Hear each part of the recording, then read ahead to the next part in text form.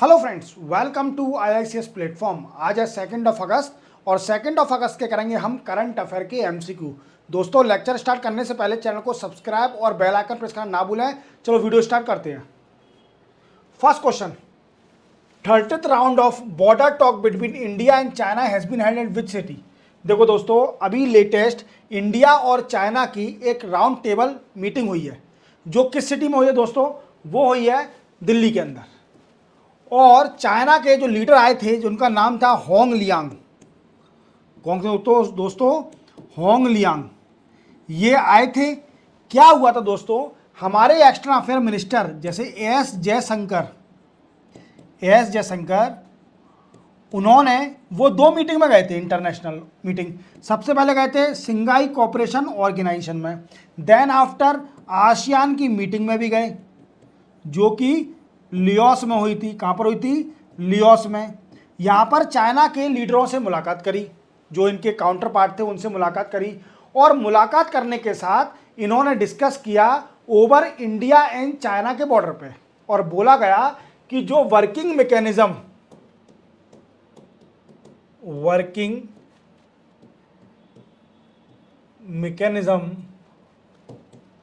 On consultation and coordination meeting conduct करी जाएगी। कहां पर? जो इंडिया और चाइना के बॉर्डर पर, इंडिया और चाइना के बॉर्डर के इशू पर ये मीटिंग करी जाएगी, जिसको अपन शॉर्ट में बोलते हैं WMCC। याद रखना, ये मीटिंग 13th राउंड टेबल हुई थी मीटिंग। और इस मीटिंग में हमारे जो फॉरेन सेक्रेटरी थे, कौन है हमारे फॉरेन सेक्रेटरी? विक्रम मिस्री। इनकी मुलाकात हुई किसके साथ? होंग लियांग के साथ।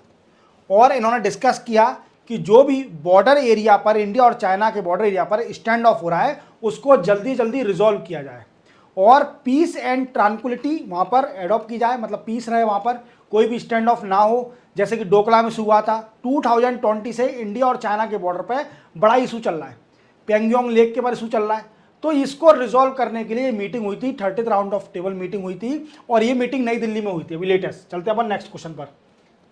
विच country is 4th largest supplier of pulse to India? देखो, 4th लार्जेस्ट सप्लायर पल्स देती है मोजाम्बिक। अब आपके मन में डाउट आ रहा होगा कि मोजाम्बिक कंट्री कहां पर है सर? तो मोजाम्बिक कंट्री है अफ्रीकन कॉन्टिनेंट में। अफ्रीकन कॉन्टिनेंट सर किस साइड अफ्रीकन कॉन्टिनेंट में? तो आप देखना साउथ ईस्ट साइड में। कहां पर दोस्तों? साउथ ईस्ट साइड में देखोगे तो आपको दिखेगी एक मोजाम्बिक कंट्री, जो कि बॉर्डर लगता है साउथ अफ्रीका से, जिम्बाब्वे से, जाम्बिया से, तंजानिया से। ठीक है, याद रखना। ये मोजाम्बिक कंट्री पल्स हमें एक्सपोर्ट करती है। आप जानते हो कि हमारी जो कंट्री है इंडिया, वो सबसे ज्यादा प्रोड्यूसर है पल्स की। India is largest producer of pulse in India, in global, global, in India नहीं, ठीक है, इंडिया तो लिख ही दिया है। India is a largest producer of pulse in globally. ठीक है, अब क्वेश्चन बनता है कि इंडिया की कौन सी स्टेट है जो सबसे ज्यादा प्रोडक्शन करती है? तो दोस्तों, मध्य प्रदेश सबसे ज्यादा प्रोडक्शन करती है। क्लियर। अब क्वेश्चन बनता है कि दोस्तों, हमारे भारत में कई सारी दाल खाई जाती है। दाल खाना एक ट्रेंड चल गया है कि हमारे घर में जब तक दाल ना बनेगी तब तक वो दिन पूरा खराब जाएगा।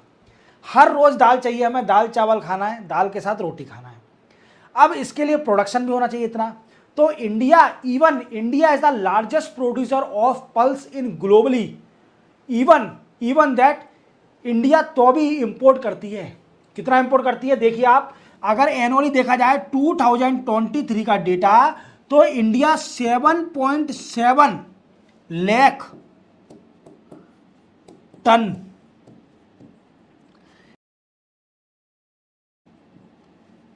पल्स का। तो आप देख रहे हो हमारे इंडिया में पल्स की खपत कितनी है, कितना दाल खाई जाती है। बोला जाता है कि हमारे पेरेंट्स बोलते हैं कि दाल खाओगे तो प्रोटीन आएगी, क्योंकि इसके अंदर प्रोटीन होती है बहुत। तो दोस्तों, इसी के साथ और मोजाम्बिक जो कंट्री है वो 4th लार्जेस्ट सप्लायर है पल्स की इंडिया को। इंडिया को सबसे ज़्यादा फोर्थ लार्जेस्ट सप्लाई करती है मोजाम्बिक कंट्री। अब ये न्यूज़ में क्यों आई है दोस्तों? क्या हुआ है कि मोजाम्बिक कंट्री के अंदर एक नकाला पोर्ट है, नकाला पोर्ट। इसी पोर्ट के जरिए हमारे इंडिया में एक्सपोर्ट करा जाता है दाल, ठीक है, पल्स एक्सपोर्ट करी जाती है नकाला पोर्ट में। नकाला पोर्ट से ही मोजाम्बिक का एक पोर्ट है नकाला पोर्ट, क्लियर। अब क्या हुआ है दोस्तों कि वहां पर पोर्ट पे कुछ एंटी इंडियन हैं जिनको हम लोकल में ग्रूम भी बोलते हैं, ग्रूम हैं। तो ये क्या करते हैं, ये एक्सटॉर्शन मांगते हैं, रैंसम मांगते हैं। जो एक्सपोर्टर हैं, इंपोर्टर हैं पल्स के इंडिया के, उनसे एक्सटॉर्शन रैंसम मांगते हैं। वो मांगते हैं एक शिप का $50 to $100 पर शिप, तो ही आपकी शिप जा पाएगी इंडिया। जो इंडिया के इंपोर्टर हैं पल्स के, उनसे ये पैसा मांगते हैं। तो एक्सटॉर्शन हो रहा है। और मोजाम्बिक कंट्री हमको अप्रॉक्सीमेटली वो जो हम 7.7 लाख टन पल्स इंपोर्ट करते हैं, out of these Mozambique country अकेली हमको 2.64 लाख टन देती है। कितना देती है दोस्तों? 2.64 लाख टन। समझ रहे हो आप मेरी बात को? तो मोजाम्बिक पल्स को एक्सपोर्ट करने में इंडिया में बहुत बड़ा मेजर रोल प्ले करती है।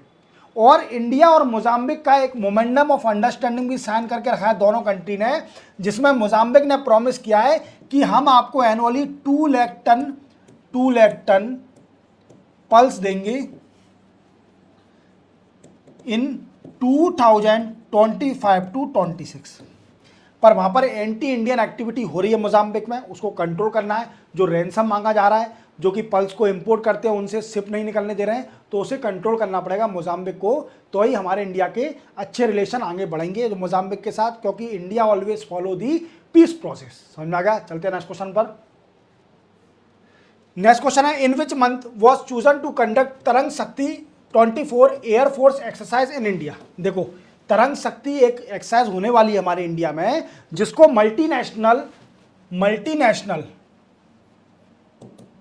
मल्टीनेशन एक्सरसाइज भी बोल सकते हैं।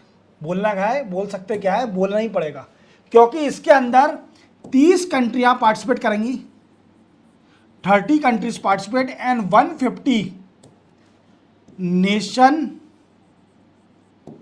एंड फॉरेन एयरक्राफ्ट पार्टिसिपेट करेंगे। क्लियर। और आप देख पा रहे होंगे दोस्तों, ये एक एयरफोर्स एक्सरसाइज है। तरंग शक्ति एक एयरफोर्स एक्सरसाइज है और इंडिया में होने वाली है दोस्तों। किस मंथ में होगी? ये 2 फेज में करी जाएगी, 2 फेज में। पहला फेज होगा दोस्तों अगस्त में और दूसरा होगा सितंबर में। तो याद रखना, तरंग शक्ति एक्सरसाइज जो कि एयरफोर्स की एक्सरसाइज है, जिसमें 30 कंट्रियां पार्टिसिपेट करेंगी across the world and 150 foreign and domestic aircraft participate in this exercise. और ये एयरफोर्स की एक्सरसाइज है that will be conducted in the month of August and September in 2 phase. Clear. चलते हैं नेक्स्ट क्वेश्चन पर। Next question है, what % of growth of core sector in June month of 2024। देखो, आप जानते हो कोर सेक्टर होते क्या है। कोर सेक्टर दोस्तों वो सेक्टर है जिस पर इंडिया पूरी डिपेंड है। अगर ये ठप हो गए, ये डाउन हो गए, तो इंडिया की ग्रोथ भी रुक जाएगी। मतलब ऐसे सेक्टर जो बहुत बड़ा मेजर रोल प्ले करते हैं इंडिया की ग्रोथ के लिए। तो ये 8 कोर सेक्टर है। 8 सेक्टर कौन कौन से? है एक है पहला कोल, दूसरा crude oil, natural gas, refinery, steel, cement, fertilizer, electricity. These 8 core sector play the major role in the economy of India. India की इकोनॉमी में सबसे बड़ा रोल प्ले करते हैं। और सबसे ज़्यादा परसेंटेज है कंट्रीब्यूशन रिफाइनरी का, जिसका 28.04। उसके बाद है सेकंड इलेक्ट्रिसिटी का, first refinery, second electricity, third है स्टील का, फोर्थ है कोल का, फिफ्थ है क्रूड ऑयल का, और सिक्स्थ है अपना नेचुरल गैस का, और सेवंथ है सीमेंट का, और एट्थ है फर्टिलाइजर का। ये इसके क्रोनोलॉजिकल ऑर्डर हैं कोर सेक्टर का कंट्रीब्यूशन इन इंडियन इकोनॉमी। अब क्या हुआ है दोस्तों कि इसकी ग्रोथ रुक गई है, ग्रोथ कम आई है, मतलब ग्रोथ बहुत कम आई है, जो 20 मंथ की सबसे लोएस्ट ग्रोथ है। अगर देखा जाए तो 20 महीने में सबसे लो ग्रोथ आई है, जो कि जून मंथ की बताई गई है 4%। सिर्फ only 4% of June month of 2024 growth बताई गई है। अब इसके दो फैक्टर है दोस्तों, क्यों इतनी कम ग्रोथ आई है। इसके दो सबसे बड़ा फैक्टर है, आप जानते हो, सबसे बड़ा फैक्टर लोकसभा के इलेक्शन। हमारे इंडिया में लोकसभा के इलेक्शन थे, इसलिए फंड नहीं जा पाया कोर सेक्टर में बाय सेंट्रल गवर्नमेंट। समझ में आया दोस्तों। और दूसरा रीजन क्या है दोस्तों, दूसरा रीजन है लो कंस्ट्रक्शन डेवलपमेंट। लो कंस्ट्रक्शन डेवलपमेंट, कंस्ट्रक्शन का डेवलपमेंट रुक गया था, इस वजह से जो सीमेंट और स्टील की ग्रोथ थी वो रुक गई, सीमेंट की और स्टील की ग्रोथ रुक गई। तो आपको याद क्या रखना है कि जून के मंथ में 2024 में कोर सेक्टर की ग्रोथ कितनी थी, सिर्फ ओनली 4%। याद रखोगे। चलते हैं नेक्स्ट न्यूज पर। नेक्स्ट क्वेश्चन है, which body of government has started women entrepreneurship programme. तो वुमेन एंटरप्रेन्योरशिप प्रोग्राम स्टार्ट किया है skill development of corporation, national skill development of corporation of India. Clear. अब इसने ये स्टार्ट तो किया है, पर ये प्रोग्राम है क्या दोस्तों। जैसे आप जानते हो दोस्तों कि हमारे इंडिया में माइक्रो स्मॉल मीडियम एंटरप्राइज बहुत बड़ा रोल प्ले करती है इंडियन इकोनॉमी में, और अगर ये डाउन हो जाएगी तो इंडियन इकोनॉमी भी डाउन हो जाएगी। ठीक है। अब क्या है, कुछ एमएसएमई को ओन करता है कौन, बाय वुमेन और बाय गर्ल। ओके। अब उनकी ग्रोथ को, उनको इनोवेटिव आइडिया देने के लिए, उनके एंटरप्रेन्योरशिप को बढ़ाने के लिए, उनके स्टार्टअप को एनहांस करने के लिए, उनको फंड देने के लिए ये प्रोग्राम स्टार्ट किया है। और जो एमएसएमई जो वुमेन ओन करती है वो प्रोडक्ट एंड सर्विस कोई भी बनाती है, प्रोडक्ट एंड सर्विसेज कुछ भी बनाती है, उसको बेचा जाएगा कहां पर, national skill India digital hub, यहां पर इसको बेचा जाएगा, शो ऑफ करा जाएगा, दिखाया जाएगा स्किल इंडिया डिजिटल हब में। तो आप समझ गए होंगे कि वुमेन एंटरप्रेन्योरशिप प्रोग्राम किसने स्टार्ट किया है, national skill development corporation of India ने प्रोग्राम स्टार्ट किया है। चलते अपन नेक्स्ट क्वेश्चन पर। नेक्स्ट क्वेश्चन है, which country will host 32nd international conference of agricultural economist from August 2 to 7 2024। ये पूछ रहा है कि कौन सी कंट्री होस्ट करेगी, एक कॉन्फ्रेंस होने वाली है जो इंटरनेशनल कॉन्फ्रेंस होगी एग्रीकल्चर इकोनॉमिस्ट के ऊपर, और ये दिल्ली में होगी दोस्तों। इंडिया इसको होस्ट करने वाली है, और इसको ऑर्गेनाइज कौन करता है, organised by international association of agriculture economist. और दोस्तों एक और बात याद रखना, इसकी थीम मैं आपको बता देता हूं। इसकी थीम है transforming toward sustainable agri food system, transforming toward sustainable agri food system.